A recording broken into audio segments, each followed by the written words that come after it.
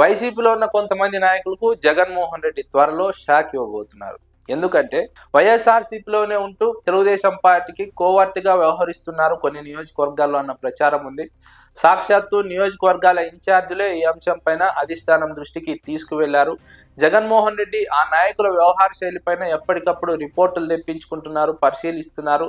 ఆ నాయకులు మారితే పర్వాలేదు, లేదంటే వారిపైన ఖచ్చితంగా వేటు వేయాలి, పక్కన పెట్టాలని జగన్మోహన్ రెడ్డి ఒక నిర్ణయం తీసుకున్నట్టు తెలుస్తోంది. చాలా నియోజకవర్గాల్లో గత ఎన్నికల్లో అభ్యర్థులకు చాలా మంది సహకరించకపోవడం కారణంగా వైఎస్ఆర్సీపీ చాలా వరకు ఓడిపోయింది. తెలుగుదేశం పార్టీకి ఎక్కువ మెజార్టీ రావడానికి కూడా వైఎస్ఆర్సీపీ క్షేత్రస్థాయిలో కొంతమంది నాయకులు సహకరించకపోవడమే కారణం అన్నది ఒక అంచనా.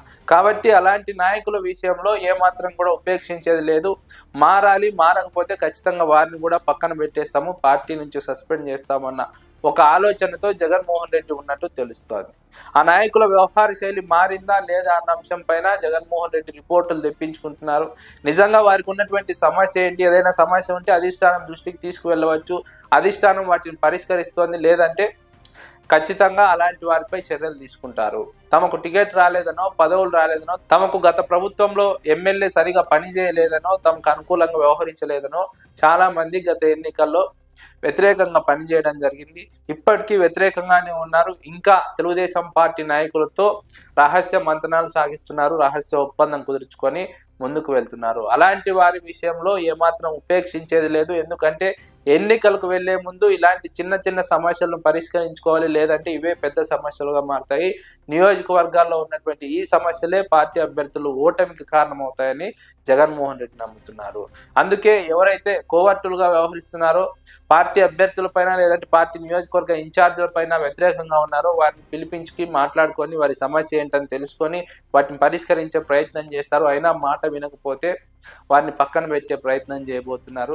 ఎన్నికలకు ముందు అంటే జగన్మోహన్ రెడ్డి పాదయాత్ర, బస్సు యాత్ర కంటే ముందు జగన్మోహన్ రెడ్డి ప్రక్రియ చేపట్టబోతున్నారు.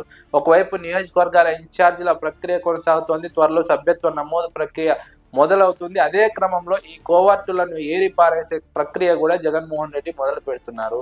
దీన్ని కీలకంగా తీసుకుంటున్నారు. దీన్ని ఆషామాషిగా చూడడం లేదు. ఎందుకంటే పడవకు చిన్న చిల్లు పడితే అది ఎంత ప్రమాదకరంగా మారుతుందో, ఆ పడవను ముంచివేస్తుందో రాను రాను. అదేవిధంగా పార్టీలో ఇలాంటి కోవర్టులు ఉంటే వారి ద్వారా పార్టీ విషయాలు అటువైపు వారికి వెళ్తాయి, ఇటువైపు ఉన్నటువంటి వ్యూహాలు అటువైపు వారికి తెలుస్తాయి, అంచనాలు అటువైపు వారికి తెలుస్తాయి. కాబట్టి అది వైఎస్ఆర్సీపీకి ఇబ్బందికర పరిణామం, వైఎస్ఆర్సీపీని దెబ్బతీసే పరిణామం. కాబట్టి అలాంటి వారిని ఉపేక్షించేది లేదు, పార్టీలో ఉంచుకునేది లేదు. వారిని ఖచ్చితంగా పక్కన పెట్టాలి, బయటికి పంపాలి.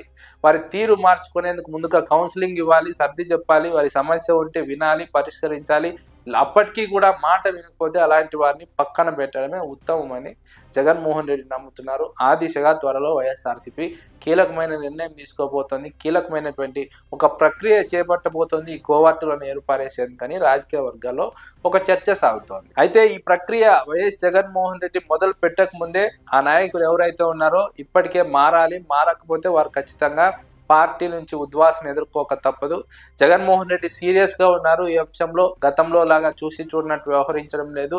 సీరియస్ గా యాక్షన్ తీసుకునే అవకాశం ఉంది. ఏదైనా సమస్య ఉంటే అధిష్టానంతో మాట్లాడాలి, ఆ నియోజకవర్గాలకు సంబంధించినటువంటి నాయకులతో మాట్లాడాలి, లేదంటే పార్టీ నాయకులతో మాట్లాడాలి, పరిష్కరించుకోవాలి.